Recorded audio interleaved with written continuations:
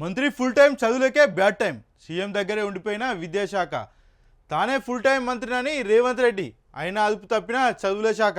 మద్యం తాగి విధుల్లోకి ఉపాధ్యాయులు. ఉమ్మడి వరంగల్ కొత్తగూడెం జిల్లాలో ఘటనలు. టీచర్ల కోసం మెదక్ జిల్లాలో రోడ్డెక్కిన విద్యార్థులు.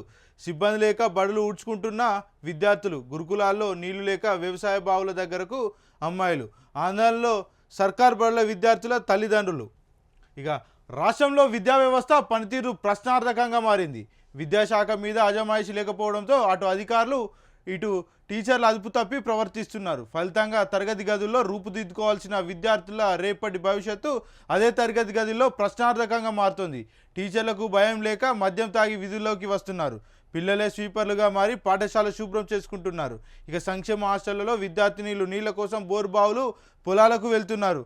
ఆయన విద్యాశాఖ మంత్రి మాట్లాడని పరిస్థితి. రాష్ట్రంలో విద్యా వ్యవస్థ రోజు రోజుకి గాడి తప్పుతోంది. ఇక పర్యవేక్షణ లేక సర్కార్ విద్యా వ్యవస్థ అస్తవ్యస్తంగా తయారవుతుంది. పాఠశాలలో టీచర్లకు భయం లేక, హాస్టళ్లలో విద్యార్థులకు పెట్టే ఆహారంలో పరిశుభ్రత లేక, తాగేందుకు మంచినీళ్లు లేక, పాఠాలు చెప్పేందుకు సరిపడా టీచర్ లేక, బడులు శుభ్రం చేసుకునేందుకు సిబ్బంది లేక, బడికెళ్లేందుకు బస్సులు లేక, ఇలా ఒకటి కాదు రెండు కాదు, అసలు విద్యా వ్యవస్థ పనితీరే సరిగ్గా లేక బడిపిల్లల భవిష్యత్తు ప్రశ్నార్థకమవుతుంది.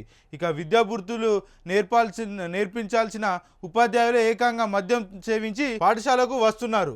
ఉమ్మడి వరంగల్ జిల్లా కొత్తగూడెం మండలం కొత్తపల్లి పాఠశాలలో పనిచేసే ఉపాధ్యాయుడు పీకల దాకా మద్యం తాగి మత్తులోని విధులకు హాజరయ్యాడు. టీచర్ తాగి వచ్చాడని గమనించిన విద్యార్థులు ఆ విషయం వారి తల్లిదండ్రులకు చెప్పారు.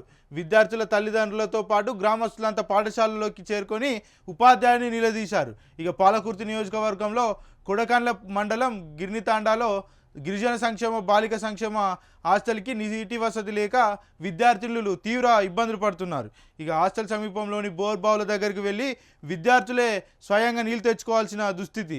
2 రోజుల క్రితం నాగర్ కర్నూలు జిల్లా అచ్చంపేటలో విద్యార్థులకు అందించాల్సిన పుస్తకాలు పాత సామాన్ల దుకాణంలో దర్శనమిచ్చాయి.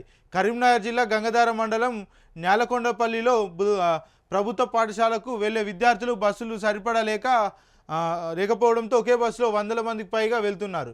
ఇక విద్యాశాఖ ఇంత అస్తవ్యస్తంగా నడుస్తున్న ఆ శాఖ మంత్రిగా ఉన్న రేవంత్ రెడ్డి మాత్రం అంతా బాగానే ఉందనే సమర్థించుకుంటున్నారు. 10వ తరగతి పరీక్షలు సక్రమంగా నిర్వహించి ఫలితాలు ఇచ్చామని గొప్పలు చెప్పుకుంటున్నారు. ఇక ఫుల్ టైం మంత్రినని తానేనని చెప్పుకుంటున్నారు. కానీ దారుణంగా ఉన్న పరిస్థితుల్లో మాత్రం మాట్లాడడం లేదు. కనీసం వాటి పరిష్కారానికి చర్యలు తీసుకోవడం లేదు.